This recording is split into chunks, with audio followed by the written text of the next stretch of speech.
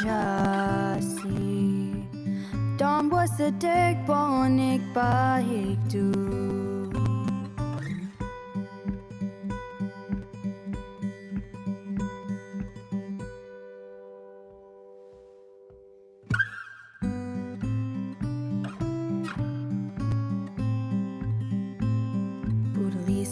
Schwabenihinto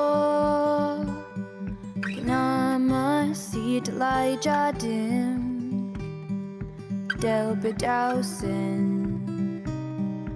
Eskamada Musam Negnigim Indrasen Eskamada Musam Negnigim Indrasen Eskamada Musam Negnigim Indrasen.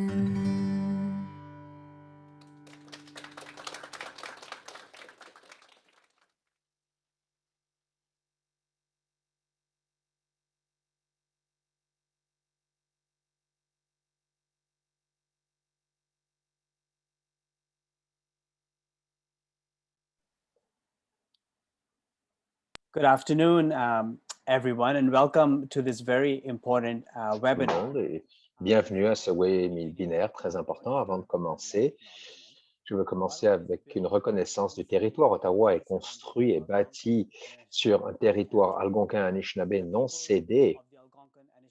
Les gens de la nation algonquine ont vécu sur ce territoire depuis des milliers d'années. Leur culture et leur présence a continué à prendre soin, à s'occuper de cette terre. Nous aimerions honorer les gens et la terre de la nation algonquienne Anishinaabe. Nous aimerions honorer également toutes les Premières Nations, les Inuits, les Métis, leurs aînés, les ancêtres et leur contribution passée et présente à cette terre. Mon nom est Yaser Nakmi. J'ai été un membre du gouvernement pour Saint-Euton, ainsi que j'ai été l'avocat général pour cette partie de l'Ontario. J'ai dirigé l'Institut pour la citoyenneté canadienne, ce qui est une organisation à but non lucratif qui travaille sur l'inclusion, la diversité et les actes de citoyenneté à travers le Canada. Au nom des coparrains de cet élément, la Coalition pour la communauté noire, le partenariat d'Ottawa pour l'égalité, la prévention du crime Ottawa, je vous souhaite la bienvenue entre un deuxième segment de notre séance de webinaire Apprendre sur les crises de santé mentale à Ottawa et au-delà. Alors, pour avoir accès à l'interprétation française, vous pouvez cliquer sur le globe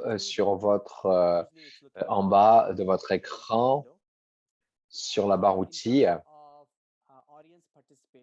Pour ce qui est de la participation de l'audience et pour s'assurer que les questions confidentielles peuvent être posées, nous utilisons la fonction questions-réponses de Zoom. Vous trouverez l'icône questions et réponses sur votre barre outils. Cliquez sur l'icône pour pouvoir accéder au clavardage. Vous pouvez taper vos questions. Ça va se passer pendant la deuxième partie de cet événement, les questions-réponses. Et je vais lire les questions et nous allons bien entendu les répondre à nos présentateurs qui vont en ce moment-là s'engager dans une conversation avec vous. Et j'espère que nous pourrons répondre au plus de questions possibles. Si vous voulez accéder à un transcript autogénéré, vous pouvez cliquer sur l'icône Live Transcript en bas de votre écran et choisissez Enable Transcription, Live Transcription. Dans notre séance, nous continuons notre processus d'apprentissage sur les réponses des crises de santé mentale. Il est important de savoir que les communautés indigènes et noires, de façon historique, ont été mal servies par les services de santé mentale. Ne pas avoir des bonnes options pour la santé mentale a résulté à plusieurs morts. C'est notre rôle de vous montrer les meilleures réponses ici et ailleurs. En tant que société, nous pouvons avoir une meilleure idée de comment nous pouvons faire mieux pour desservir nos familles, nos amis et nos voisins qui sont le plus marginalisés. Nous devons travailler ensemble. Il y a une quote qui dit « impact, comportement, impact ». L'empathie que nous montrons à une personne en crise peut transformer la situation. Les pairs ont un avantage énorme pour accéder à ce pouvoir d'empathie plus profondément et de façon plus sincère que les autres qui n'ont pas cette expérience partagée. Sans aller plus loin et au nom des organisateurs, j'aimerais reconnaître la mort tragique de Carl Remba. Carl était un membre de la communauté, un travailleur au centre communautaire de Somerset West. L'expérience de Carl l'a emmené à travailler avec la communauté des consommateurs de drogue et à développer chez lui une grande empathie pour ceux qui ont des problèmes de drogue. La chanson que nous avons utilisée, Blackbird, par Emma Stevens, c'était une des chansons les préférées de Carl. Et je me demande maintenant que nous ayons un moment de silence pour Carl, s'il vous plaît.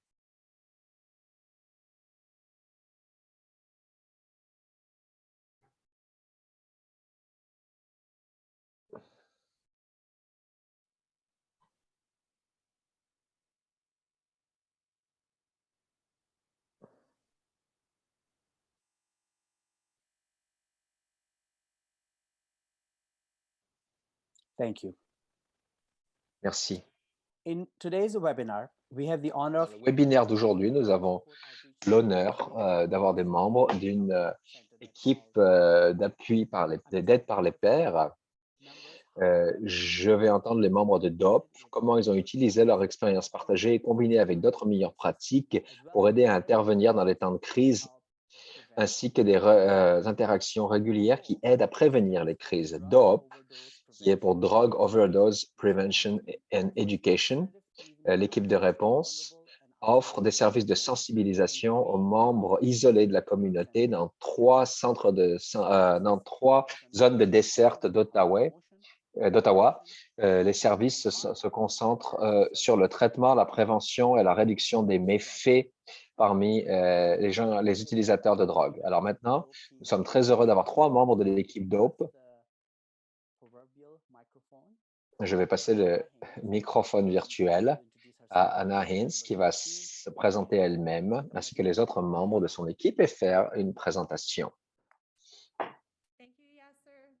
Merci Yasser. Nous sommes très heureux de partager avec chacun d'entre vous notre programme aujourd'hui. C'est bien que nous présentions pendant la semaine de la santé mentale, ça tombe bien. Mon nom est Anna Hintz, je suis la coordinatrice de programme pour l'équipe d'intervention de DOP. Je suis Jason, je suis coordinateur avec DOP Réponse.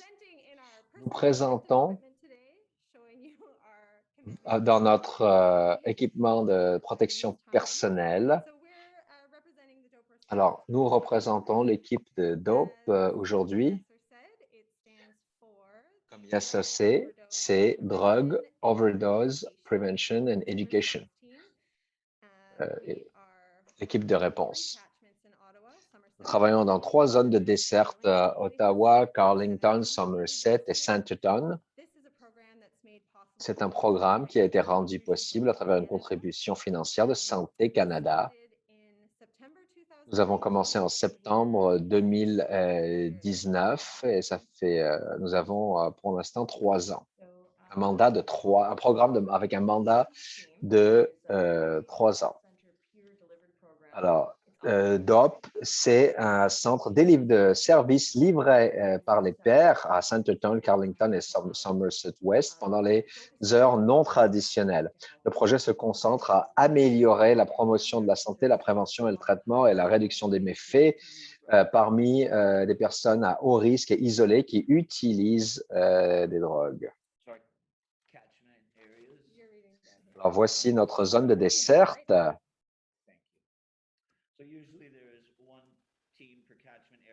En général, il y a une équipe par zone de desserte.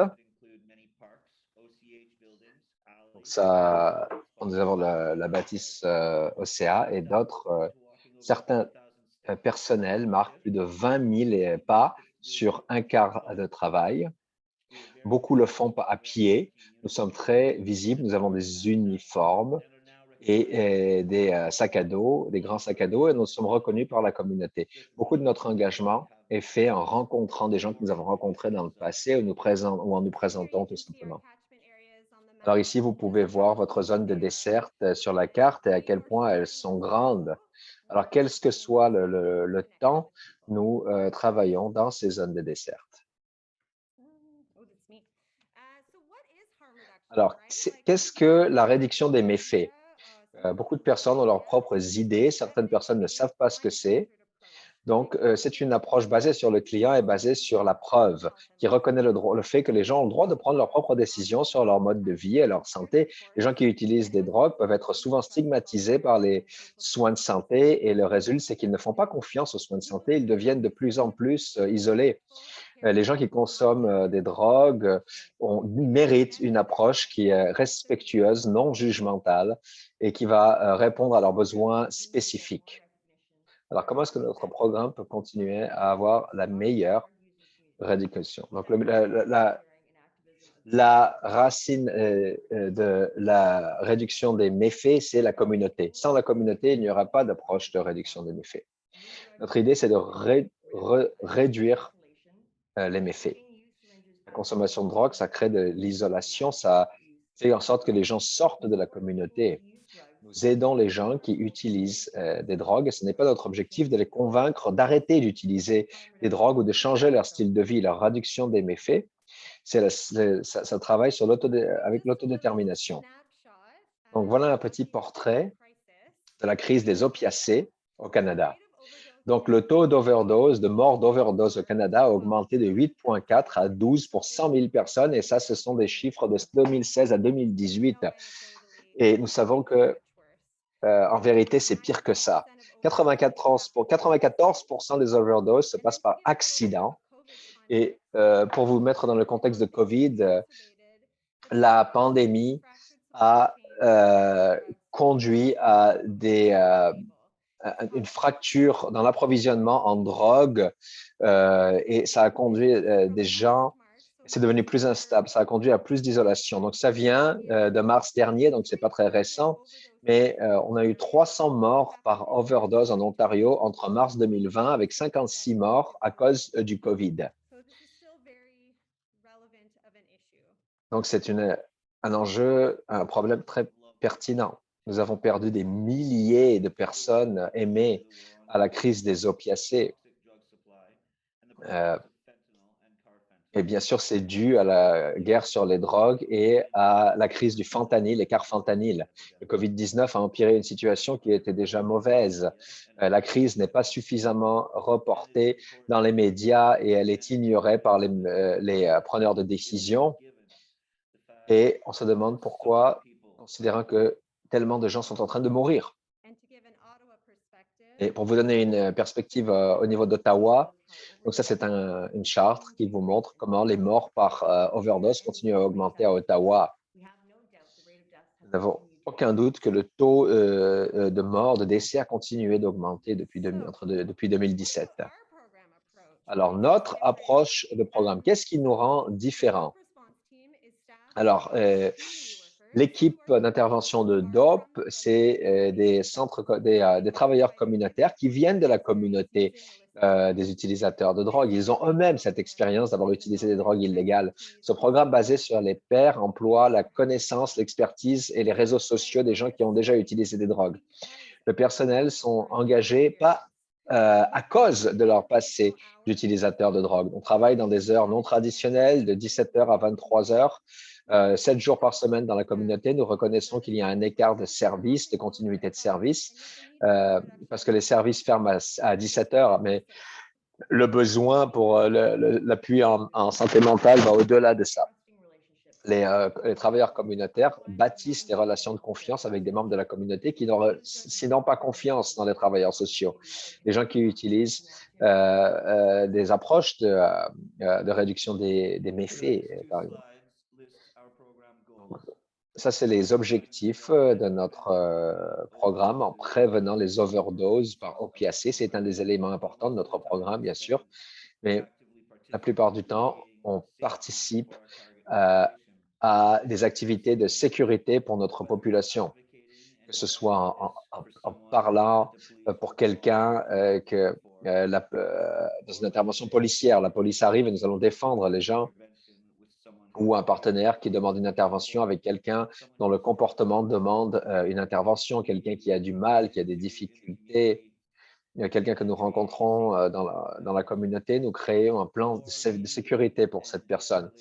On fait des médiateurs dans des conflits dans la communauté, des personnes qui ont des conflits dans la communauté. Il y a des crises, des psychoses, des pensées suicidaires, la paranoïa, la solitude. On voit ça tous les jours et on engage les gens pour aider de la meilleure façon qu'on peut. Alors, malgré notre population cible avec lesquelles nous voulons travailler, qui sont à haut risque et isolés, des consommateurs de drogue, très souvent, on voit d'autres crises qui se développent. Alors, parmi les objectifs du programme, c'est de réduire l'isolation et de promouvoir un sentiment d'appartenance à la communauté en connectant les gens à la communauté. Pardon. Nous aidons, nous partageons la connaissance, voyons ce qui se passe, les tendances dans la communauté, ce qui se passe avec la police, avec les centres de réhabilitation pour la drogue dans la communauté. Donc, ce sont des partenaires et nous pouvons partager cette information avec eux. Nous essayons de réduire la transmission de VIH et de l'hépatite C en donnant de l'équipement comme des seringues, des pipes et d'autres équipements stériles pour que les gens puissent utiliser des drogues. Et nous répondons à des overdoses ainsi que d'autres crises dans la communauté. Et souvent, on fait la liaison avec les services d'urgence, que ce soit nous qui ayons fait l'appel ou que nous connections sur le terrain avec eux.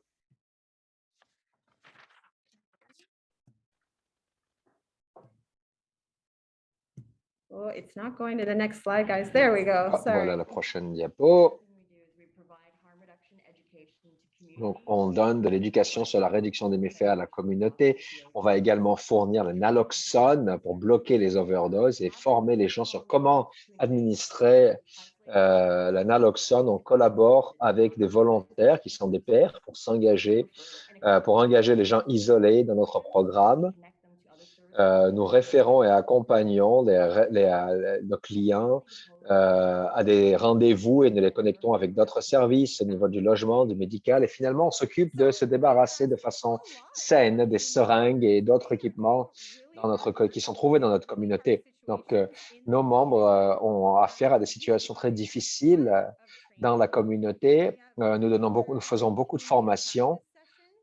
Nous avons des pratiques communautaires régulières avec nos travailleurs communautaires et nous pouvons partager ce qu'on apprend, participer à des ateliers et nous offrons une base d'appui pour les uns les autres, pour chacun d'entre nous. On offre des opportunités de formation sur le CPR, l'intervention non violente, le traumatisme, la confidentialité, comprendre les limites. C'est juste quelques-unes, mais il y a beaucoup de formations. Nos travailleurs communautaires amènent avec eux déjà un historique personnel et de l'expérience.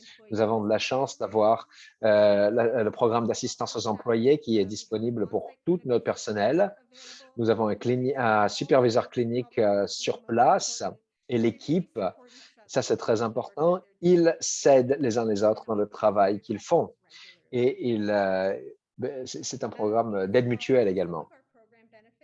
Ça, c'est certains des profits de notre programme qu'on a remarqué. Donc, nous nettoyons la communauté et nous débarrassons régulièrement des seringues, le transfert des connaissances sur les tendances des drogues et on bâtit des connexions avec la gestion de cas, des rendez-vous médicaux, etc. Des abris aussi. Donc, nous travaillons avec des membres dans la communauté qui sont isolés. Donc, que nous identifions les overdoses, nous donnons de la formation sur quoi faire en cas d'overdose, on augmente l'accès aux fournitures à l'équipement de prévention, de la réduction des méfaits, et on fait de la crise d'intervention. Donc, on est souvent sur le terrain à essayer de désescalader des situations qui pourraient s'empirer et amener des membres de la communauté à être blessés. Donc, ça, c'est certaines des statistiques du programme. On accompagne les gens au rendez-vous, on leur donne de la nourriture, on leur donne des enseignements sur la réduction des méfaits, on les avertit, on leur donne de l'éducation sur les pratiques sécuritaires et on fait beaucoup de références. Donc, ces statistiques sont jusqu'au 31 mars.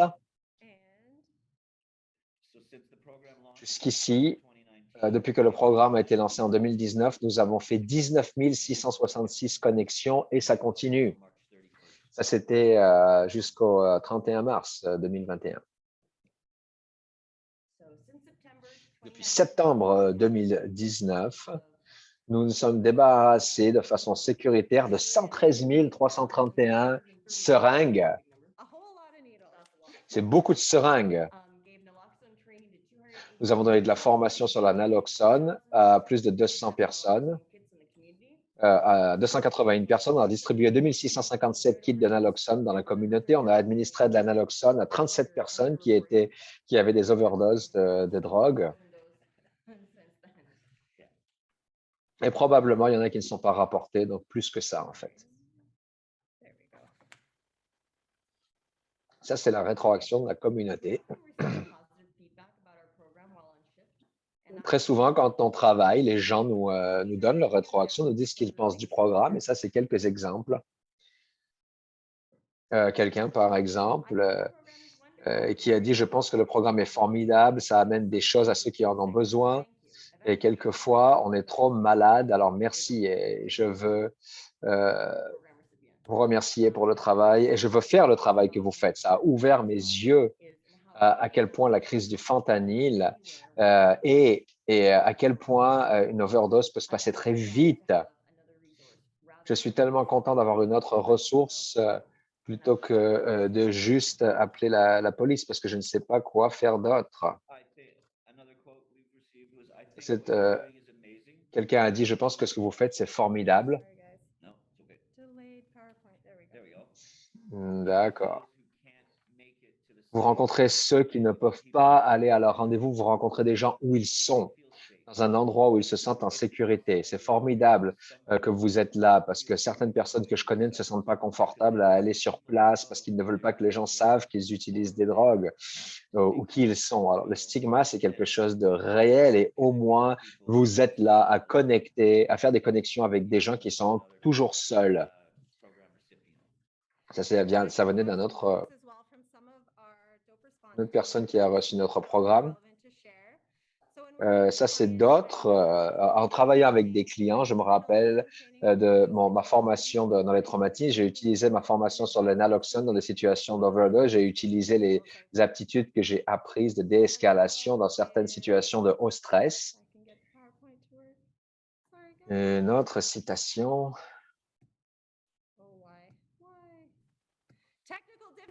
Problème technique, la technologie, ce n'est pas notre force. Nous travaillons avec des situations à haut risque dans la communauté.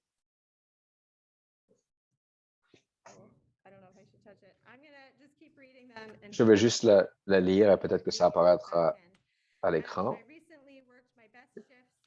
J'ai travaillé récemment mon meilleur quart de travail depuis que je travaille avec l'équipe de réponse, l'équipe d'intervention DOP, un client qu'on voit régulièrement dans la communauté qui n'utilise pas des opiacés à fumer du crack contaminé par la fentanyl. La dernière fois qu'on l'a vu, il nous a dit qu'on avait sauvé sa vie parce qu'il n'aurait jamais pensé qu'il avait besoin d'un kit de naloxone si ce n'était pas à cause de nous. On l'encourage toujours à avoir de la naloxone avec lui juste au cas où et on a formé comment l'utiliser sur lui et ses colocataires.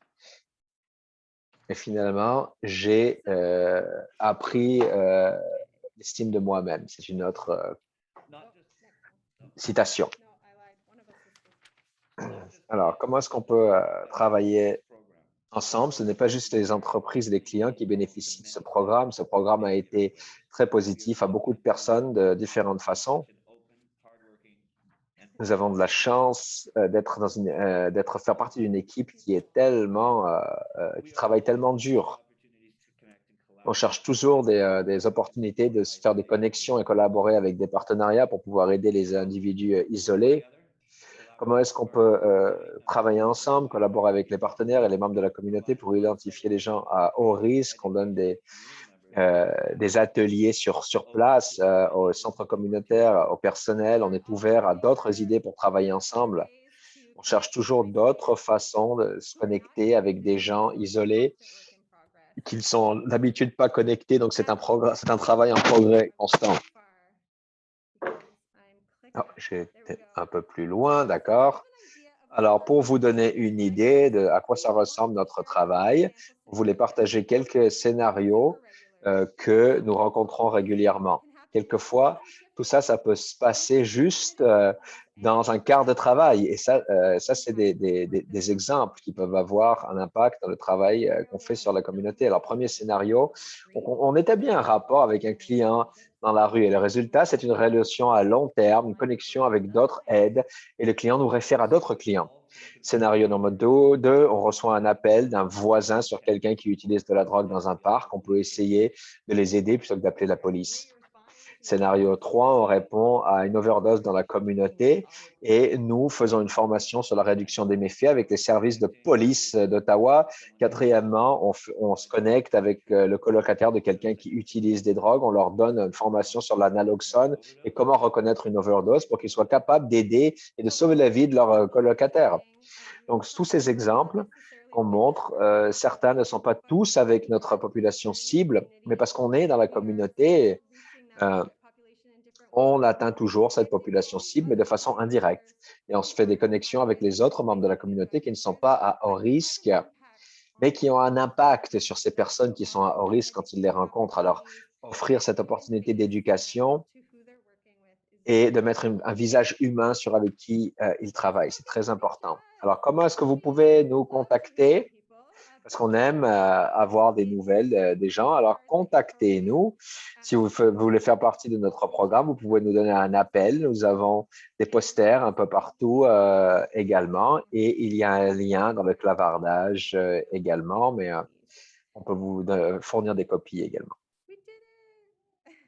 Alors, voilà pour notre présentation.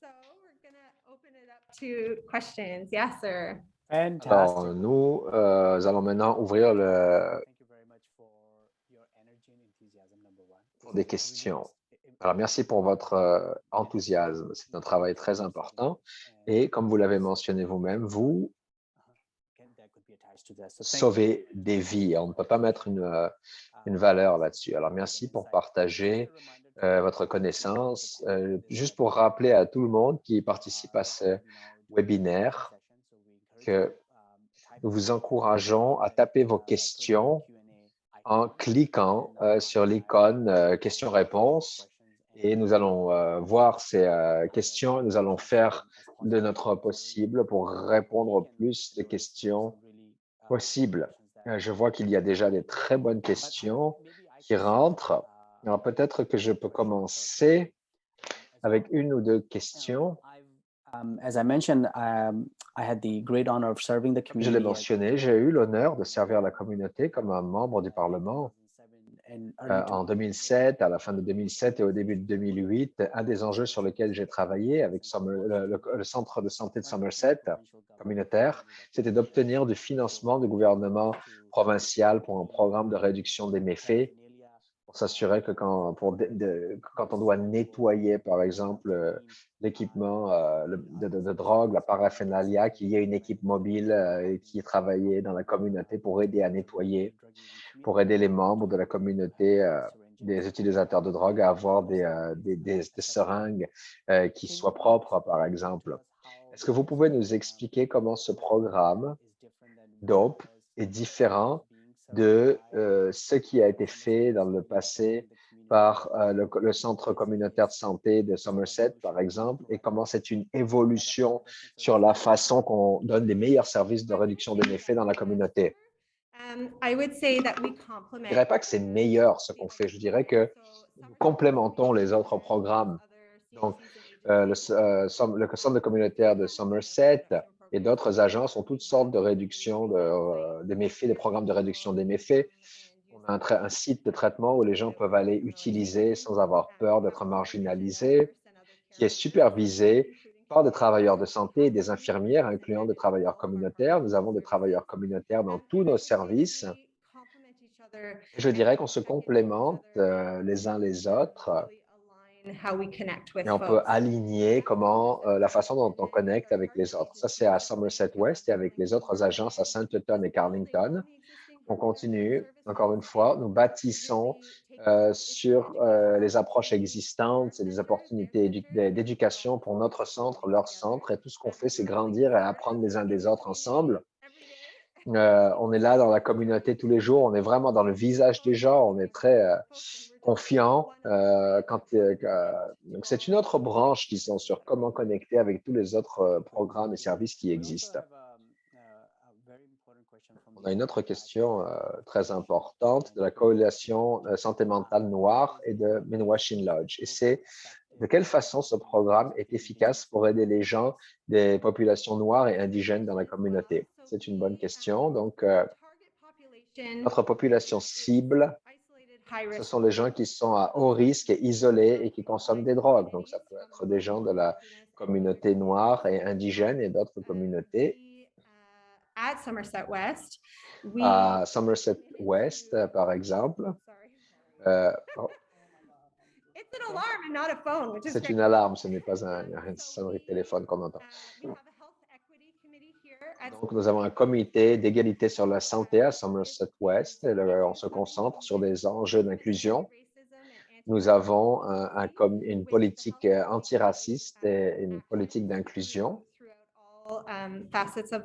Et on voit nos actions à travers toutes les pratiques de ce secteur. Et pour notre équipe en particulier, je sais que c'est le même pour le centre, nous sommes dévoués à prioriser, d'engager des personnes qui sont de milieux divers, parce que les gens ont ces expériences qui ont été criminalisés, qui ont fait face à l'oppression et au racisme. Ce sont les meilleures personnes pour faire un engagement avec ces personnes parce que ce sont les personnes qui très souvent sont vulnérables, très souvent sont isolées dans leur communauté. So can you give some examples of how you're incorporating? Alors, est-ce que vous pouvez donner des exemples de comment vous incorporez des réponses adaptées de façon culturelle aux communautés noires et indigènes dans ce programme? Nous avons des gardiens de la connaissance à notre centre qui font des cérémonies pour les clients et pour le personnel. On essaie d'incorporer le plus possible ces opportunités pour nous avons des médecines traditionnelles à notre centre qui sont pour le personnel et pour les clients. Et nous travaillons dans notre réduction des méfaits, nous avons, dans notre équipe de réduction des méfaits, nous avons toutes sortes de personnes. Comme je l'ai dit plus tôt, on essaye de s'appuyer les uns les autres pour essayer de s'aligner, pour essayer de desservir le mieux possible ces populations cibles partagées. Il faut vraiment faire attention à ces aspects très importants. Alors, merci de partager ça avec nous. Vous avez mentionné que ce programme, c'est un programme pilote de 3 ans qui est financé par Santé Canada. Oui. Nous avons une question sur si vous pouvez partager avec nous quel est le budget annuel pour ce programme. Est-ce que vous pensez ou est-ce que vous planifiez déjà comment obtenir un financement durable par rapport aux résultats que vous voyez déjà dans la communauté qui résultent de ce programme? Je n'ai pas les chiffres pour notre budget annuel, je ne les connais pas par cœur pour partager avec vous. So again, it's that cascade of impact. So we're enhancing. Encore une fois, nous avons beaucoup d'impact, nous améliorons, nous priorisons le fait d'avoir des personnels volontaires. Et notre programme de réduction des méfaits, nous engageons nous aimerions engager plus de personnel, par contre, qui a l'expérience, parce que nous voyons les profits d'avoir des gens avec cette expérience pour faire ces connexions et avoir des meilleurs résultats. C'est un travail en progrès. Ces choses prennent du temps. prennent toujours du temps. Quel a été votre plus gros obstacle pour créer ce programme? I just want to make sure I give Juste opportunity. m'assurer que je donne l'opportunité aux autres membres de parler. Est-ce que vous pourriez un petit peu de votre expérience personnelle, ce qui a été des barrières pour vous-même à rejoindre l'équipe? Sorry, guys. Yeah. You're good too. Je les mets un peu sur la sellette. Désolé, les gars. So getting the funding in the first place. Financement, je dirais, premièrement, ça a été beaucoup de travail, obtenir le financement de base, Wellness. financement pour le projet et structurer les choses pour le personnel, pour le bien-être. Ça a été une priorité, un travail aussi en progrès.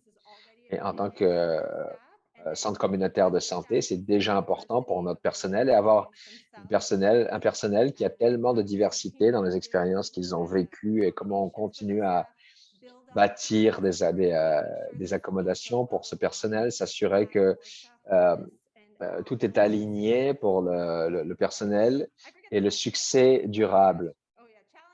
J'ai oublié la question. C'était quoi la question? Ah oui, les obstacles. Merci, Jeff. COVID, évidemment, COVID a été formidable pour nous. Donc, avoir l'accès à des maisons, à du logement, c'est déjà difficile, des logements sociaux, c'est tellement, ça isole les gens. Alors, vous a rajouté COVID par-dessus tout ça, ça a empiré les choses, bien sûr. Quelquefois, c'est la police, quelquefois, c'est des propriétaires qui ne veulent pas qu'on vienne les visiter à cause de la COVID. On fait tout, bien sûr, on porte de l'équipement de protection personnelle, mais c'est sûr que ça, COVID en général, ça a été un problème. Donc, nous assurons que nous sommes là pour la santé, pour la sécurité, pour le bien-être et nous assurons que ça a des bonnes conséquences. Vous avez dit que vous avez commencé en septembre 2019. La pandémie a commencé quelques mois plus tard. Donc, c'est un élément très différent de ce programme que vous n'avez même pas planifié que vous avez dû incorporer dans la provision de services dans la communauté. Oui, absolument. Beaucoup de bonnes questions qui rentrent. Alors, je regarde à travers les questions. Voilà une question. Vous faites des références. Est-ce que ce sont avec des partenaires prédéterminés et que vous avez une entente avec ces services? Comment ça fonctionne quand vous faites des références aux différentes ressources dans la communauté? Alors, c'est beaucoup plus facile, bien entendu, quand on réfère des gens à notre centre de santé et à nos partenaires du centre de santé à Carleton, Somerset et Saint-Eustache.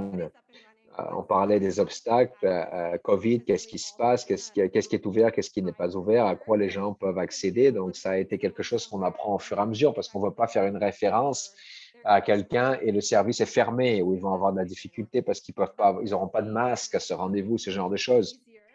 Donc, c'est beaucoup plus facile pour nous de faire des références à notre propre centre de santé, mais nous sommes dans la communauté avec ces autres agences de services sociaux et des membres de notre équipe, ils ont accès eux-mêmes dans leur vie personnelle et ils ont une meilleure idée de ce qui est ouvert, comment ça fonctionne et ils peuvent en parler, ils offrent de l'aide et ils accompagnent également les clients, comme j'ai mentionné dans la présentation. Donc, si les gens ont plus d'anxiété pour ce qui est d'aller à un rendez-vous de santé, par exemple, ou un rendez-vous au niveau du logement, on peut être là avec eux à les accompagner.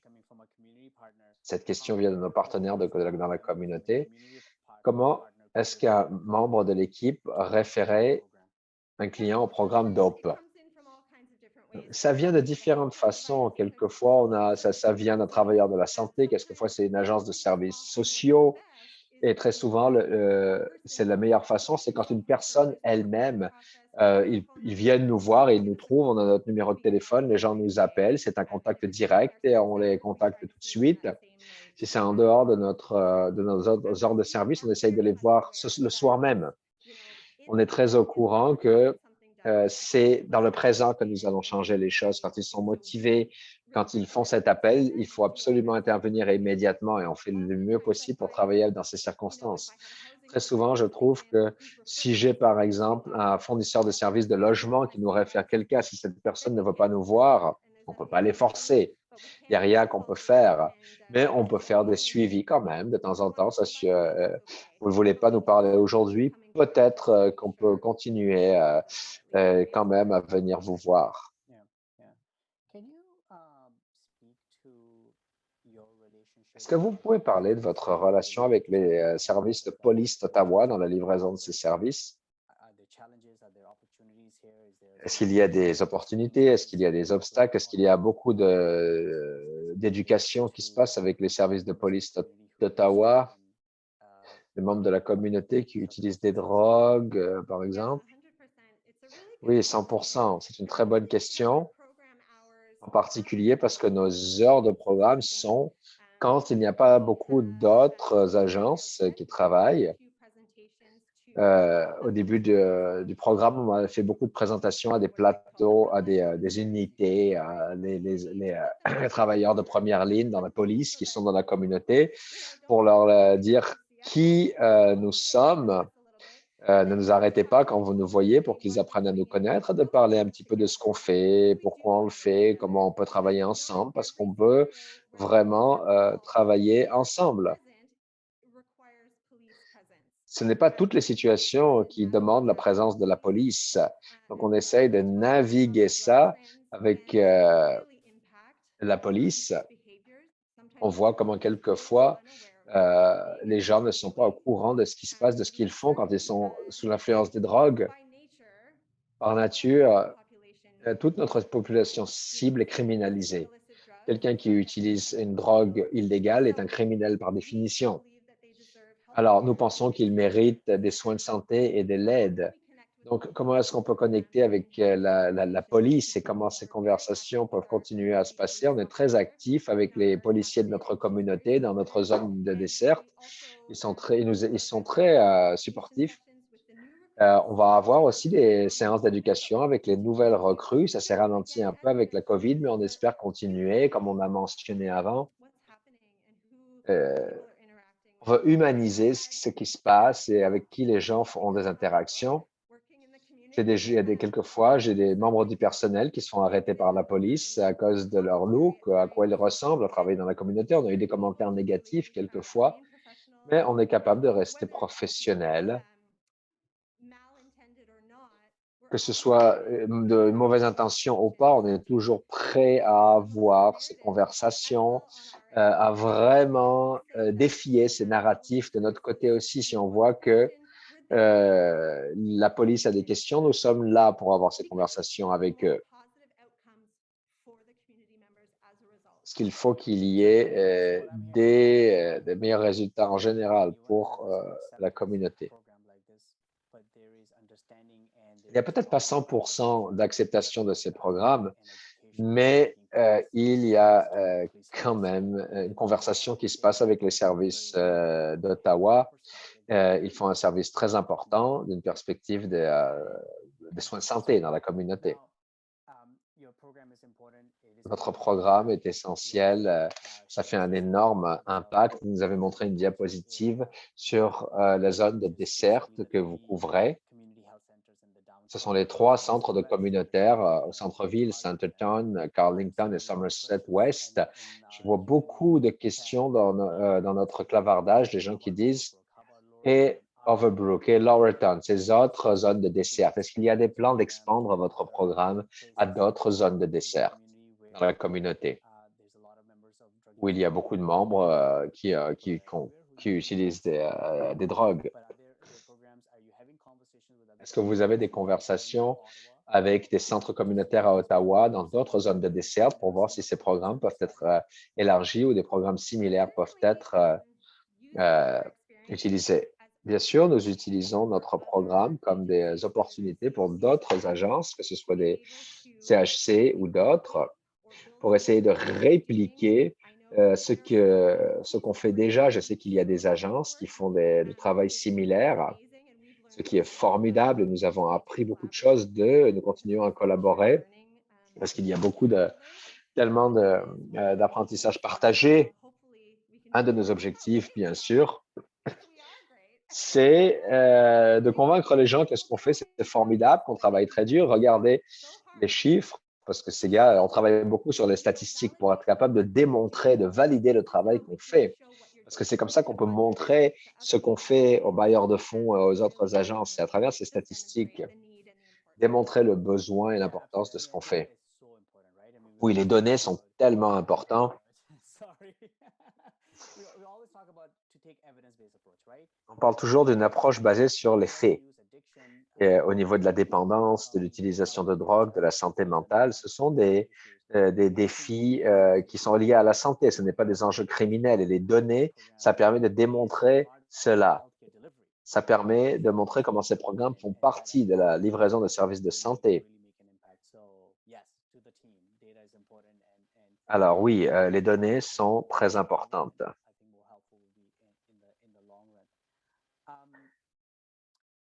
À long terme surtout. Vous avez parlé également du stigma et comment certaines personnes ne vont pas voir les centres communautaires ou à des centres d'injection sécuritaires à cause du stigma. Ils ne veulent pas qu'on les voie, ils ne veulent pas que d'autres personnes soient au courant de ce qu'ils font. Est-ce que vous faites du travail qui essaye de cibler les personnes stigmatisées? Comment travaillez-vous avec les utilisés et la communauté par rapport à ça, sur comment essayer de réduire le stigma qui est associé à l'utilisation de drogue?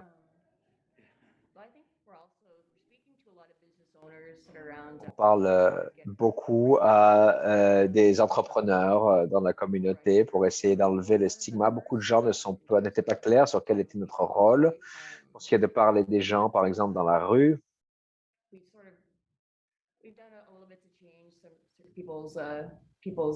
Donc, on fait notre travail pour essayer de changer les perceptions des gens sur les utilisateurs de drogue. Donc, on parle à beaucoup des entrepreneurs, des gens qui ont des business dans notre zone de desserte.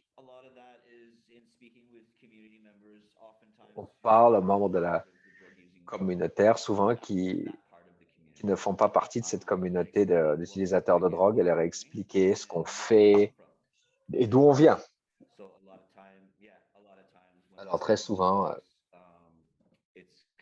quand on parle avec les gens, ça peut être une surprise pour beaucoup d'entre eux que nous sommes là, qu'on fait ce travail. Et on a cette expérience vécue. C'est pour ça qu'on est là, qu'on est tellement passionné par ce qu'on fait. Très souvent, c'est une réaction positive. Les gens, ils veulent en savoir plus. Ils veulent de la formation sur le naloxone.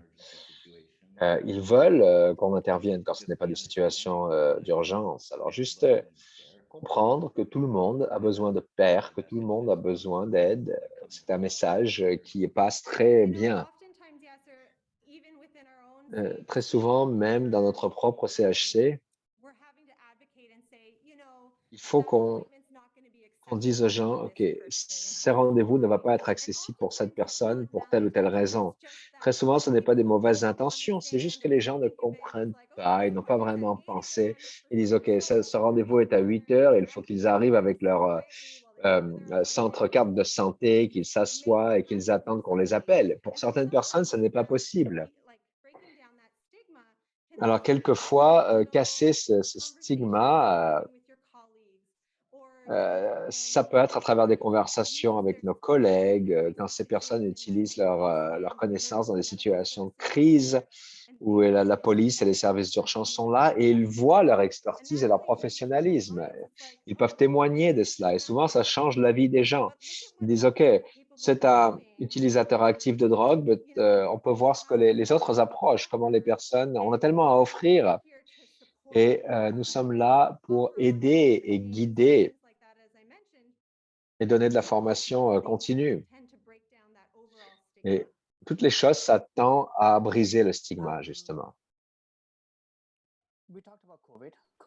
On a parlé de COVID. COVID a changé beaucoup de choses. Il y a plus d'entreprises qui sont fermées et les gens qui sont sans abri sont toujours sans abri.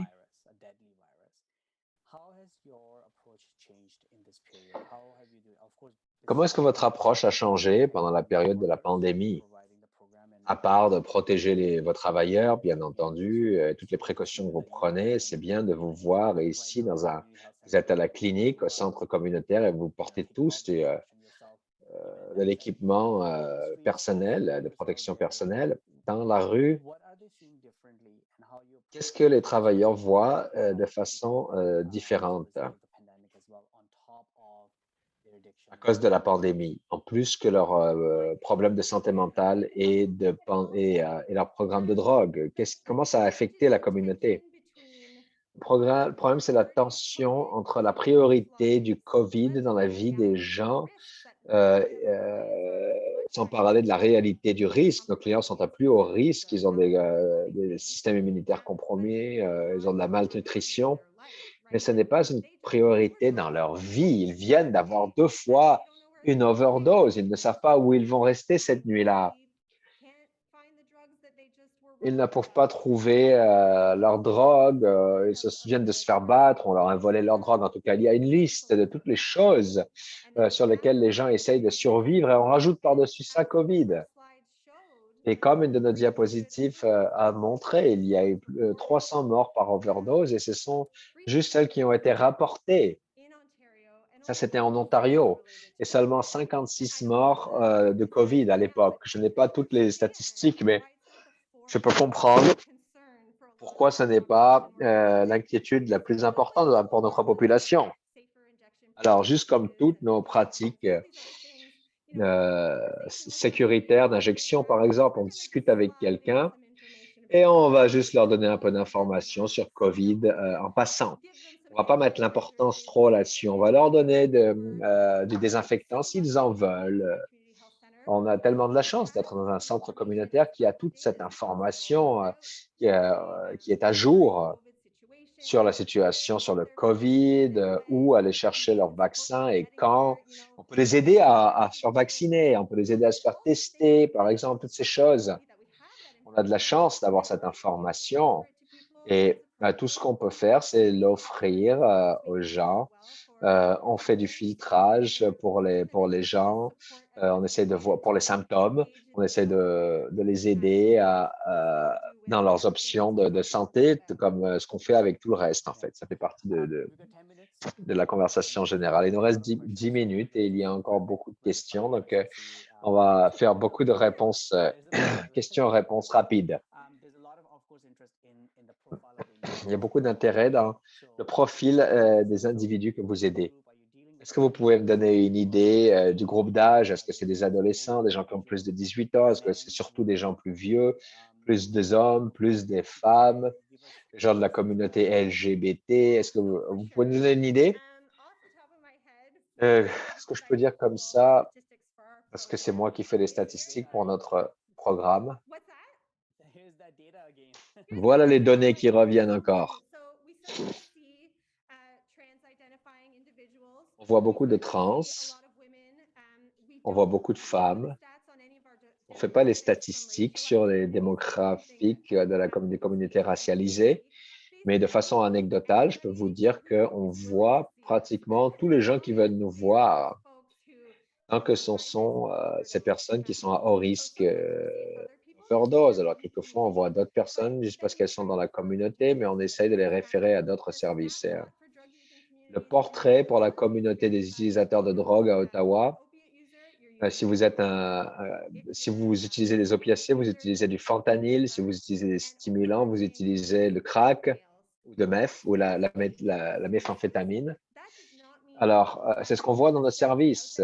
Je sais que les statistiques existent, je ne les connais pas par cœur, mais il y a un haut pourcentage de tous les autres démographiques qui sont plus vulnérables, plus à risque, les femmes, les trans, les communautés racialisées. Donc, on fait le mieux possible pour faire nos connexions, faire partie de ces communautés nous-mêmes. C'est ça qui peut aider à naviguer. On a un membre du personnel qui est somalien et on était dans la communauté et on a rencontré une personne somalienne et il a dit, OK, maintenant, je suis capable de te parler. Il était tellement content de rencontrer un autre Somalien, alors que ça fait une énorme différence d'avoir une représentation de ces communautés dans notre équipe.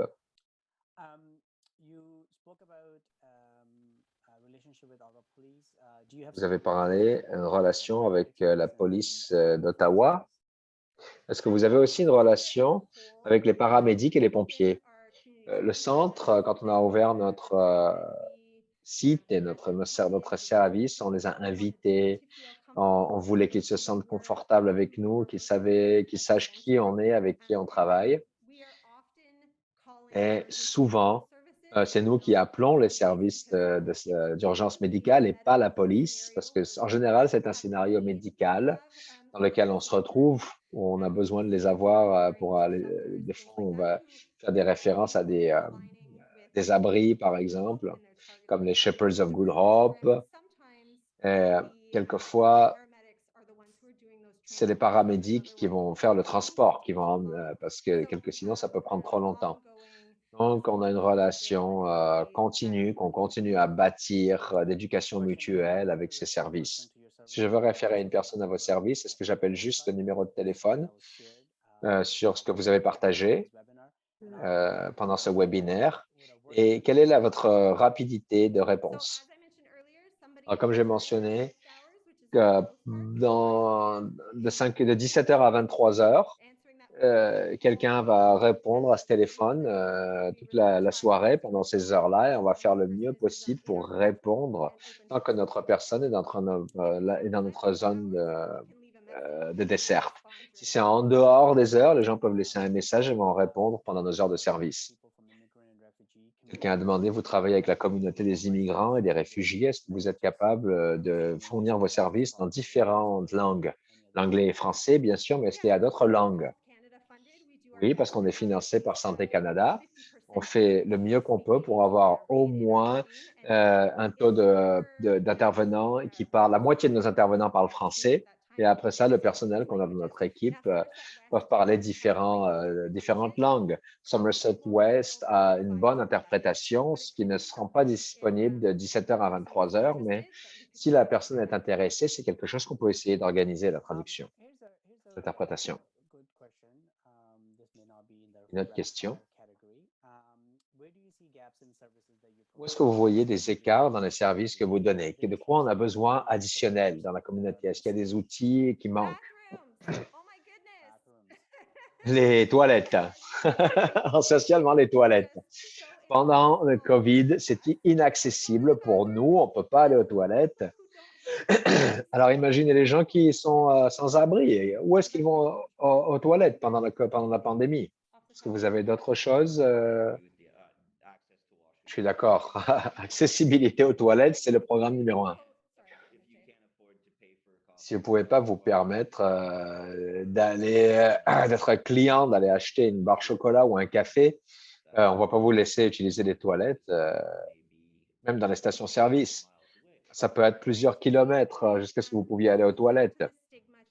Ça revient au stigma également parce que très souvent, on voit les gens avec qui on travaille, même s'ils ont acheté un café, on leur refuse service pour utiliser les toilettes dans un restaurant. Alors, pendant la COVID, je dirais qu'avoir accès à d'autres services sociaux où les gens peuvent prendre une douche, avoir un endroit pour l'hygiène, ce serait essentiel. Ce problème a été exagéré par la COVID, mais pendant nos heures de travail, il y a très peu d'autres agences qui sont là, présentes, qui connectent avec les gens, qui transportent quelqu'un d'un endroit à l'autre. Je pense que c'est un écart de service aussi dans la ville et dans nos services.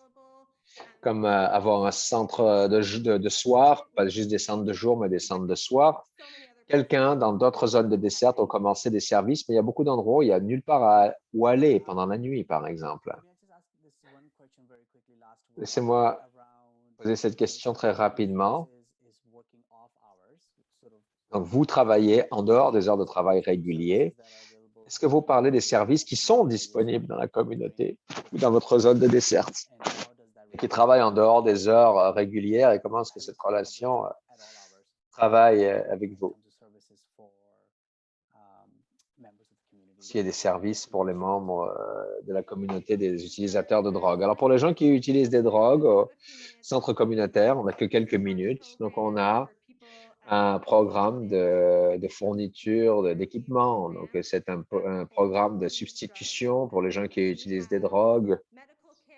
On a des soins de santé. On a notre site d'injection supervisée. On a un programme d'échange de seringues qu'on fait sur place pour les gens qui en ont besoin. On donne de la nourriture pour les gens qui en ont besoin. On a l'équipe d'intervention de crise pour les sans-abri. Ils travaillent dans des heures, les mêmes heures que nous. On collabore souvent avec eux pour ce qui est d'identifier les gens qui sont sans-abri.